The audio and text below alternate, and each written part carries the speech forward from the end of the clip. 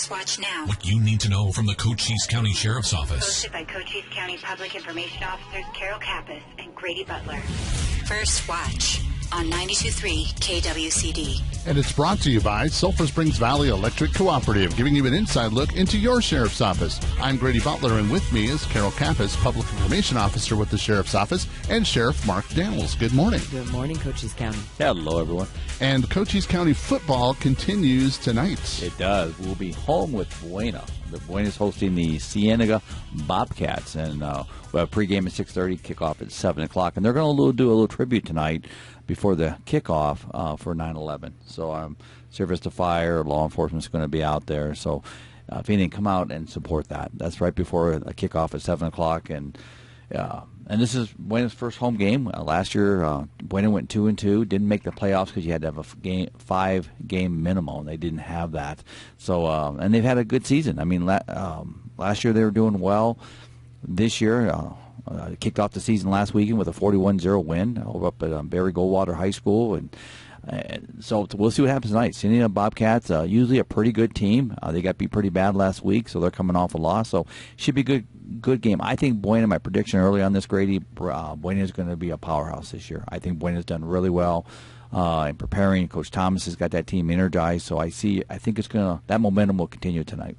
And we had some technical difficulties as we kicked off the season last Friday, but I think we've got those squared away. Well, it was a good technical issue because we were in the bleachers. Because the press box in Tombstone is not big enough, so we were in the middle of all the students, and they were so loud. I think we got drowned. Really, and that's good for Tombstone, bad for people that wanted to listen to the radio. So we'll be in the booth tonight. Hopefully we'll have our technical issues taken care of. I know you looked at that yesterday, and so hopefully we'll be on the air at K101 All Hits Radio tonight. That's right. And if you want to download the app and listen more on your mobile device, you can do that on the website, allhitskzmk.com. You can listen live on that website, or you can tune in the radio and listen to Sheriff Mark Daniels tonight. Yeah, should be a good night. Well, let's go ahead and talk about September 11th. It's a day that we need to remember, and we got the 20th anniversary tomorrow. We do, and this is a tough time for every American. It truly is. It's a remembrance. It's a memory. I went to a prayer. I got invited this morning. I was invited to be in the sheriff and law enforcement, but it was a men's prayer group. They do, I think it's once a month, but remembering 9/11, remembering law enforcement, and praying for all the law enforcement out there. It was really, it was kind of touching. I'll just be honest with you. And one of the folks even prayed about a friend that died on the towers. So it's a tough time. Our country should never forget. And you think about this, Grady and Carol, that our high school kids weren't even born. All our high school kids weren't even born when this happened. Maybe a couple exceptions here and there, but overall, everybody in high school right now throughout the country wasn't born when this tragedy struck America, when evil struck or terror struck, however you want to look at it. So it's time that we all need to take a moment, reflect on what happened 20 years ago, and unify as a country. We truly did that. On September 12th, this country was unified. We need to get back there. We truly do, and remember what America stands for. And I know we got a lot of challenges out there. I know we have a lot of, unfortunately, politics is in a lot of this, but we just need to put that aside and get back to being Americans. And some of the things that you're going to be doing tomorrow to look at that, you're just going to be busy. Tomorrow's a very busy day. It is. So you're going to start your day in Douglas. Starting in Douglas, they're having a memorial service at 9 in the morning at Raul Castro Park. I'll be down there at 9. From there, I'm heading to Turkey Creek for a cowboy luncheon up there at noon. And then I'm coming back here, switching uniforms, and going to the Freedom Fest, which is sponsored for public safety and our veterans. And I'm really hoping the community comes out and supports that. There's no better time to have that Freedom Fest right now. And then at 6 o'clock, Service to Fire's having their memorial service over at Service to Fire, excuse me, which is over on Julio Cesar. So again, that's at 6 p.m. That's open to the public. So a lot going on tomorrow throughout Cochise County. That's just my calendar of events tomorrow. But again, no matter what you're doing tomorrow, whether it's with family, with friends, please take that moment and remember what happened 20 years ago. And if we stand united, we'll be a stronger nation all the way through. And this 20-year anniversary is a big one. People tend to remember those. Yes. You know, a couple years ago, this radio station, Donovan, had the freedom flag, and had a recreation of an original one that was done shortly after the initial event. So just make sure that everybody does take a moment just to think about everything that has gone on, everything that you have, appreciate what you do have, and look forward to just continuing doing good things in the future. And Donovan, I remember when he did that back in the day, and then he did one again here, 2018, I think. 2018, yeah. I was going to say 5-6 years ago, he just did another one, and I worked with him on that and came out there and showed support over at Boyne High School. We did that at the Boyne High School field, and granted, we didn't have the numbers they did years ago, but I tell you, it was still pretty impressive. It just brings that memory that we never can forget. That's right. And they're going to be in a little bit later in the show to talk about the Freedom Fest this weekend. So we'll have all the details and the concerts and the tributes and the car shows. So keep in mind that we're going to have them in to talk about everything that's happening tomorrow. That's right. And it's going to be an all-day thing. So just make sure you get your sunscreen, I tell you. Oh, it's going to be a long day. It's going to be hot, I'll just say. But what time does that kick off tomorrow? Is it 3:45, I believe. 3:45 is the concert stuff, but it's starting at 10. There's like the car show. There's things happening in the park starting at 10 a.m. And then all the concerts and the stage stuff starts in the afternoon. And I think I'm going to be out there around, I'll be there about 5, somewhere in there. I think I'm going to speak around 6:30. And but again, it's uniting our community. And if every community in this country came together like we're doing here tomorrow, we've done something really good. And so you've been busy. Like I was out of town all this week, and it was excessively hot. Getting in late last night, I was really glad to be back. But you were in Utah. How did that go for you? Well, the Arizona Sheriff Association, we meet once a year. We pick somewhere in the state where we go, and the sheriff hosts it and kind of shows off and showcases his county and the beauty within.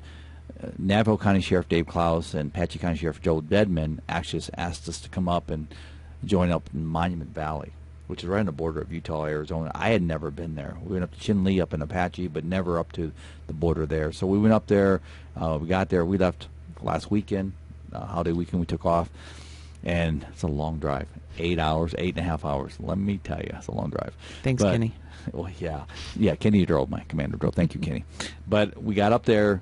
We rode horses the first day. So we got up there, rode horses, and went up in the Monument Valley. And I learned something really cool. That's where they filmed Vacation with Chevy Chase. Where he crashed the car, and then he had to walk through the desert, and they were looking for him.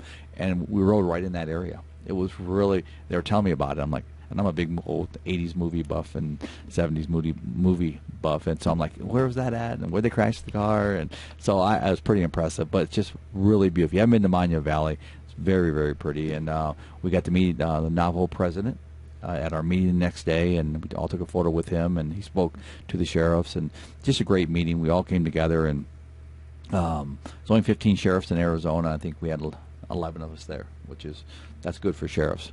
Sheriffs like feral cats. Trying to get them all together, it's not easy. So, but again, it was a good trip. A lot of information we shared. We talked about where we're going in the next year, talking about bills we want to see, some of the things that we came out of session this year that we're going to come back and try to revisit next year. But that's what we do, and talk about how we as sheriffs stand united in the state, and some of the things going on, all the challenges going on, and how we can continue to stand up for our communities and what sheriff's offices stand for in this country. It's the people's office, bottom line. And we have pictures posted on there of the groups together, and the pictures came out really well. Yeah, and if you saw me on a horse, the reason I'm on a real horse, they didn't have that horse with a cord that goes round and round, so I got stuck on a real horse. And but it was, and when you don't ride a horse every day, some of those muscles that you normally don't know you have, I did after that ride. And we came back, kind of a funny story. Sheriff Klaus, his horse was actually having problems. I mean, we were on the ride, and he told me several times, I thought, hey, my horse is having problems. I thought that what an opportunity to, insert myself in this one. I go, well, if you want to go back, I'll go with you. And so he goes, are you doing it right? I go, well, it's not me, it's the horse. My horse is having problems too, of course. So we went back a little early, and Kenny was actually, who went up, one of my commanders, was in the room checking us in, and you could see the oversight from the hotel room. He just got to his room. He was there a little bit, and also looked up and see 3 horses coming back. And he goes, I know that's got to be Daniels. So he went back down there. He goes, I knew it was you. I knew you wouldn't last long. But I went out there and did the ride a little bit. But and we came back. We actually went up on side the hill. And again, I'm no professional rider by any means. But yeah, it was quite the challenge riding that horse. But it was beautiful out there. And it was a good trip. Good. And so some of the other things that were going on, you know, that was being out of town for everybody doing this week. But last week was just... it was crazy with some of the different things that we had going on. One of the things that people had approached the sheriff's office on was an accident involving a deputy. It was, and that was Saturday evening. I actually went out Saturday evening when I was notified of this. Anytime I have a critical event involving one of my employees or a critical event involving the community or the sheriff's office, I respond. That's 24/7. People say, Sheriff, you don't get a day off. Really, you don't. I mean, if something's going on, you go out there, especially when it involves one of your men and women. I went out there. There was a very unfortunate accident, very unfortunate. My prayers go out to the family of the victim, and my prayers go out to the deputy's family. I mean, this was tough. This was very tough. And I'll just say this, you know, she wasn't in a crosswalk when he hit her, didn't see her. Well, he did not know she had passed. So when the supervisor took her to the office, sheriff's office, when I got there, we had our chaplain there, and he asked the question. He did not know. So we had the chaplain tell him. So I know I saw some of the comments on social media, and I want to say shame on you for some of the things you say on social media. It's really sad because this is real to us. It's real to our law enforcement family, and to say some of the things you say is just unreal. And I'm not a social media guy, but I read some of those and thought, wow, you know, that's amazing people say things like that. But because this deputy went through heck, and I know the family of the victim's going through heck. So there's no win in this at all. It's an accident. It's an unintended event that, I mean, things happen in our country, in our world, and I tell you, this was tough. And I sitting there with this young deputy, and then getting home and knowing what he's going through, and then seeing some of those comments. I just got to say, shame on you. Shame on you for saying that stuff. Put yourself in a family. That's your family that was involved in something like that. Either way, and to say some of the things you said. So, again, we want to be transparent. We will always do what's right. Even if we're wrong, we'll do what's right. And I'm not saying that in this case, but yeah, I mean, this deputy went through heck, and he still is. And so we're in our corner for our deputy. Our prayers for the family that the victim that passed in this incident. But yeah, sad deal. And another sad deal was the murder in Sunny Zona. That was the same day. I was out that day. This was a long weekend, let me just say. I mean, the calls were backed up all weekend when it comes to what was going on. But we had a double homicide. I can't go into a lot of detail on that right now. But, again, another lose-lose situation all around. And my deputies, I was listening to them and watching the case be investigated that weekend. And how it first came up was a missing child that resulted in we had a double homicide. So again, the child obviously is safe. It's in Adult Protective Service. I'll say this custody right now, or excuse me, Child Protective Service is custody right now. And those are tough too. It's tough for my employees to go out there and again, I can't go into a lot of detail right now. And I know there's a lot of questions, but to safeguard our investigation, and we want to be successful on prosecution here to those responsible, the individual responsible for this, and make sure this is a sterile investigation. And the details will come out. There's no doubt in my mind, but that's all about timing and all about protecting an investigation and working with our county attorney.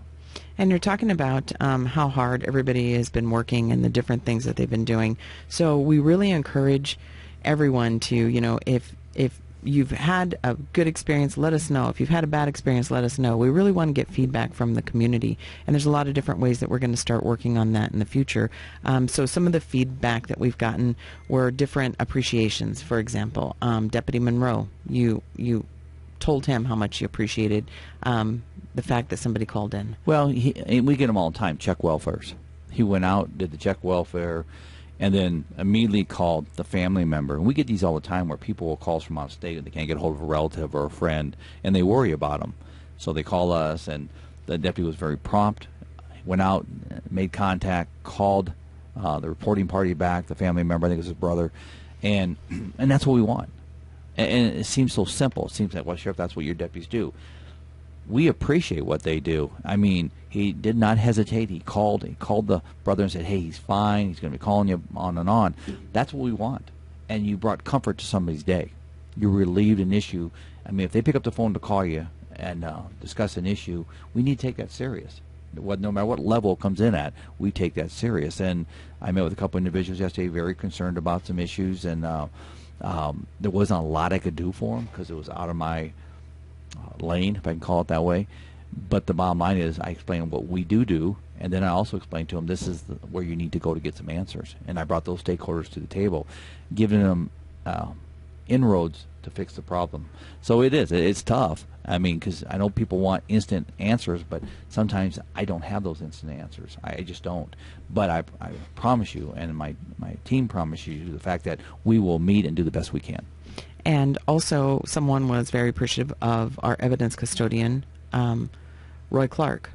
So you sent a message to him, too. You know, evidence is a tough job. You have a lot of material there, and you have to make sure that you process it, you know, because it really is. It's the future of somebody, whether they're the victim, whether they're the suspect. You have to make sure you do everything right. I just saw a stat on that. They do. There's only 2 of them that work our evidence room. Right. And I just saw the stats when I was getting them up for the first 6 months of this year. 42,000 active pieces of evidence. 42,000. It shows you how busy my deputies are, how busy my team are, and most important, it's focused down to 2 people that have to process all that evidence. So again, people say when it's about government, you know, you guys are overpaid, underworked. I don't know what government they're talking about. I can tell you it's not Cochise County government. I mean, they work very hard for what they get paid for. And then we were talking about a situation last week, and you also sent a thank you to some of our detectives, a majority of our detectives working on that reckless driver case, because they were able to bring that to successful closure. Yeah, we had a case where we had an individual that was taunting law enforcement between the Sierra Vista Police Department, running out in the county. They ran by my deputies twice. It was a point where it was a very reckless behavior that was endangering the public here in Sierra Vista, in the greater area, Hereford area. So my team and Sierra Vista Police Department came together, and let me go back for a minute on this. This individual, we understood based on what we were finding out, both these individuals were wanted by law enforcement too. So it just shows you how reckless they are. But they would pull up by law enforcement, they would taunt them, take off, and then their speeds would get over 100 miles an hour, which now there's a community risk for us too as we chase them. So it got to the point of it became a game for them. It's not a game for us. It wasn't a game for Sierra Vista Police Department. So we came together, put our street crimes team together along with their street crimes over Sierra Vista.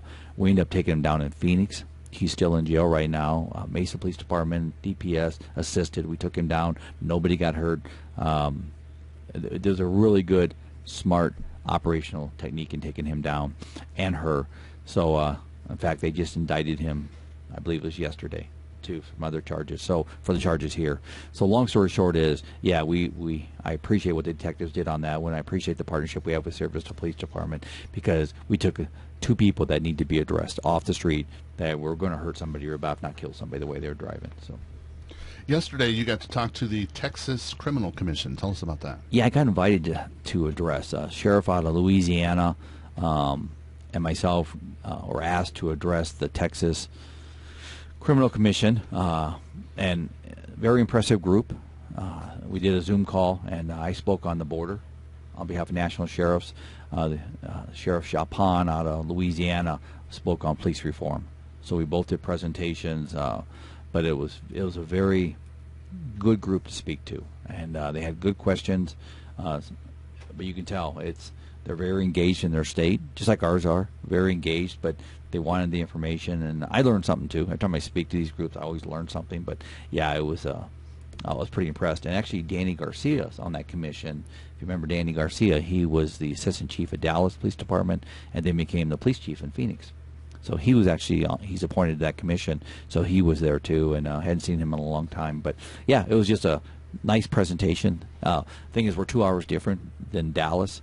So that makes an early morning because their meetings start early. So I was up like 4:30 getting ready for this one. But again, it was an honor to be able to address them.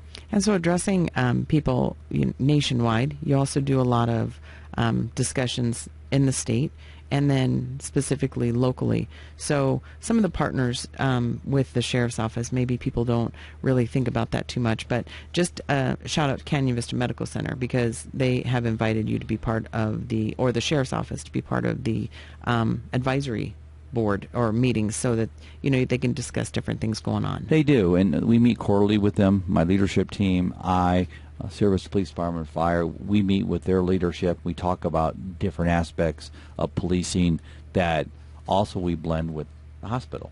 We take our inmates over there. We take prisoners over there to get cleared for the jail. We work very close with our hospital and to include their mental health up on the 4th floor. And so we want to make sure that we're having those dialogues that when we don't have a crisis, and then we have to talk about we have the dialogue first, so we know how to work out those issues where we maybe don't agree, or we are agreeing on a program, or we're working together on a program. But it's like one of the examples is if we take an inmate over there, we do not want to take an inmate into the general lobby. And people don't think about that. We think about that because it's a risk for the inmates, a risk for my officer, and it's also probably uncomfortable for the people when they're trying to get some medical help. So those are little things that we work out that it's a lot to us.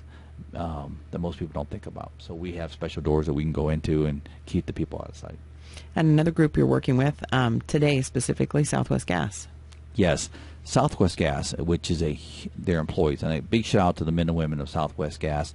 They do an employee support to CASA, which is Court Appointed Special Advocacy, which helps kids in need here in Cochise, Graham, and Green Lake County. And so we're having an appreciation breakfast this morning with them. And biggest thing for CASA, I know the team, the members of CASA are already over there. I'm going over there after this show, but it's to thank the employees because through employee deductions, they give money to help kids in this community. So thank you to Southwest Gas. Thank you to the men and women for what they do. And it allows us to, as we just talked last week, we gave $10,000 to Buena High School athletes pay to play, so the kids that can't afford to play now can. So these are kids in need that normally wouldn't be on a sports, basketball court, football, whatever it may be. Now we've offered them the ability to do that. And another shout out to San Pedro Kiwanis Just Kids Inc. They just donated $5,000 to continue supporting that program too. So we're going to present those checks to the Service School Board on September 21st at 6 p.m. So it's an honor that we can provide those kind of community funds to help kids. I think it's really impressive. Well, let's talk about your community message today.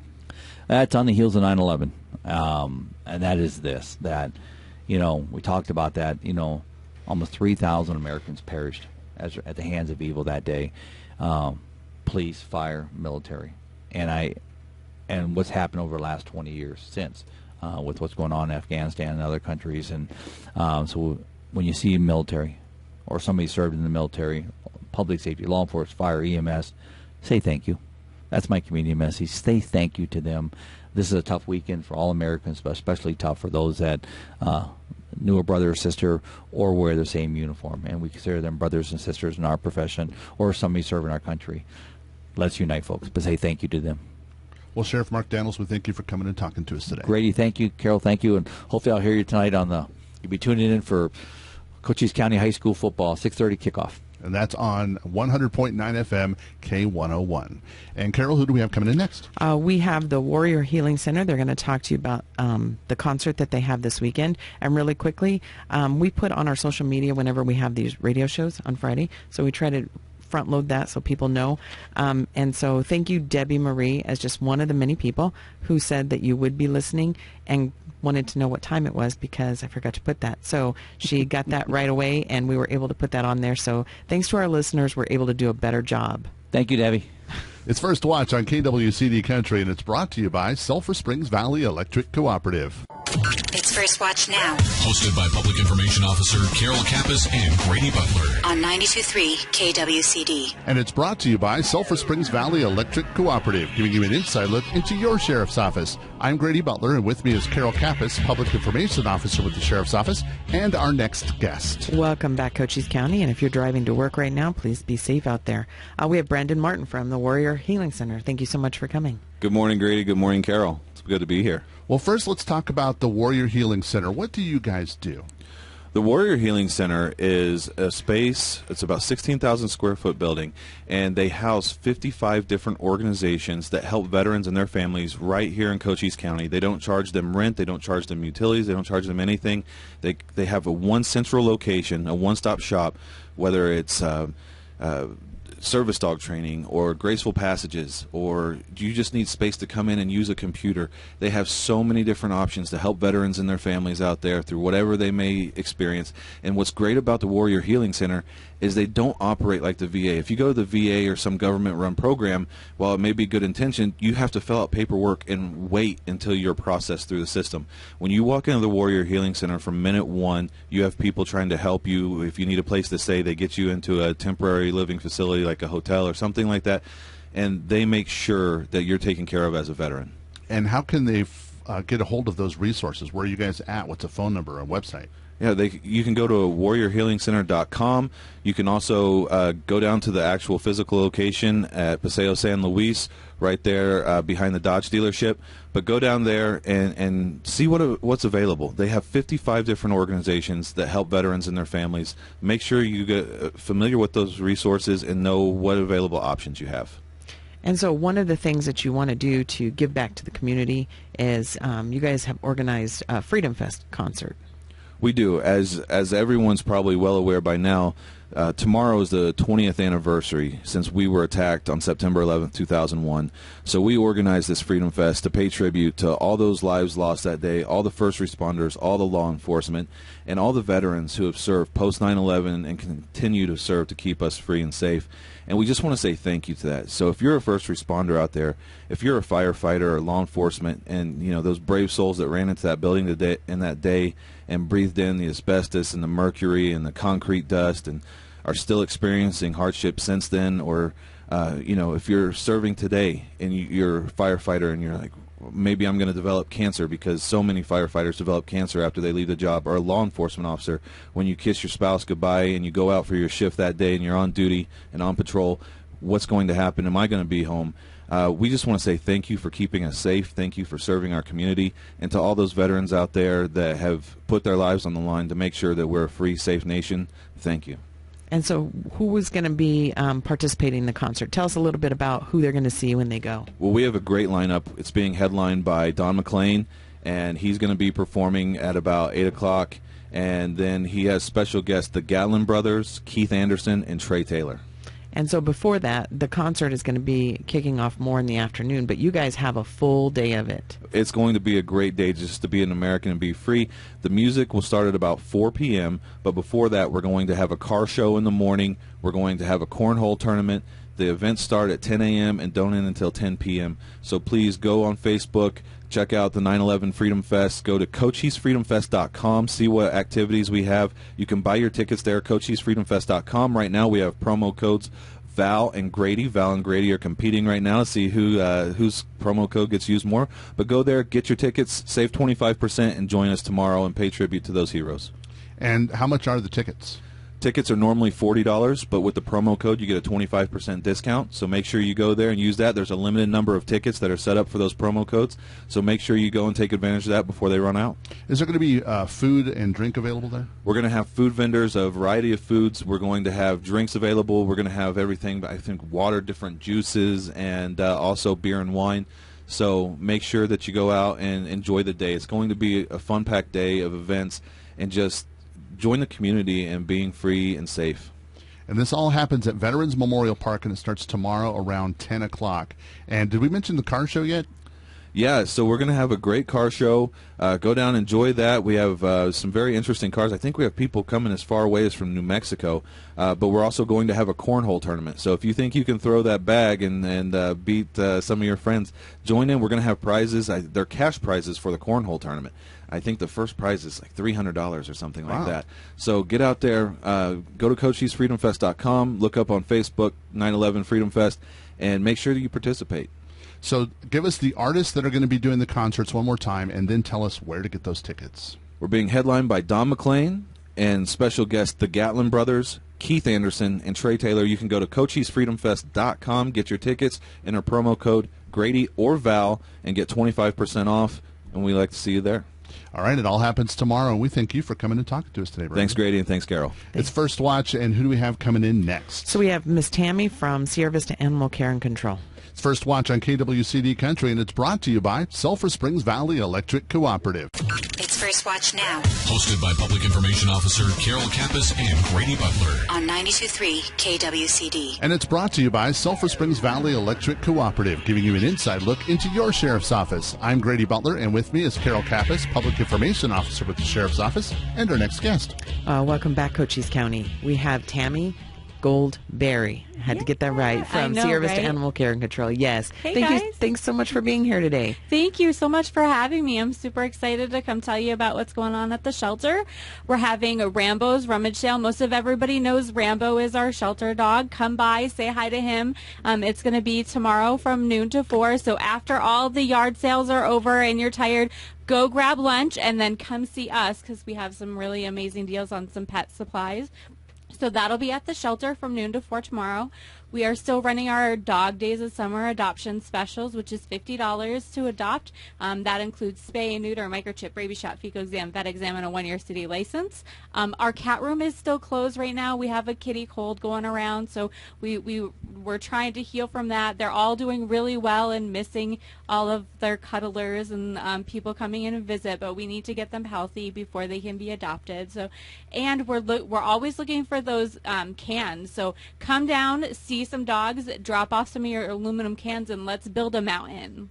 We should tie in the cans to your garage sale. I mean, if you're headed that direction anyway, take your cans with you. Yeah, absolutely. I mean, everybody's got a bag of cans, next to their trash can that they're like, I don't know when I'm going to be able to get down to wherever to recycle these. We'll drop them off at the shelter. And your rummage sale doesn't have any prices on it. No, we're doing everything by donation only. So if you're, low income and you need something and you got a couple bucks in your pocket, stop by. We have kennels and crates and dog bowls, and it's going to be amazing. And where are you located? So we're at 6799 East Highway 90 here in Sierra Vista. If you have any questions, give us a call, 520-458-4151. And you guys are always looking for volunteers to walk dogs and clean up kennels. Tell us how to do that. Absolutely. So all you have to do is come down to the shelter and fill out a volunteer form. We do a quick background check, make sure you're not on America's Most Wanted, and then you get a call from Coralie, our kennel tech, to come in and show you around. Okay, so tomorrow is your rummage sale, and it starts at noon. Is that what you said? It does. Okay. I'm expecting a huge line. Don't disappoint me. That's right. Right? All right, well, give us your location one more time, Tammy. We're at 6799 East Highway 90. And don't forget to take your cans. Yes. Thanks for coming and talking to us today, Tammy. Thank you. And, Carol, how can they get a hold of us at the Sheriff's Office? Well, you can give us a call, 432-9500, but take a look at our social media at Cochise County Sheriff's Office, Sheriff Mark J. Daniels. That's our Facebook page. We have our Twitter account tied into that, CC_Sheriff, and we have our Instagram, and we also have our webpage at cochise.az.gov/sheriff. So take a look, see what we can do to help you. First Watch on KWCD Country, and it's brought to you by Sulphur Springs Valley Electric Cooperative. You've been listening to First Watch with the Cochise County Sheriff's Office. Hosted by Cochise County Public Information Officers Carol Kappas and Grady Butler. Join us again next Friday morning, 7 to 8 a.m. First Watch. What you need to know from the Cochise County Sheriff's Office. Only on 92.3 KWCD.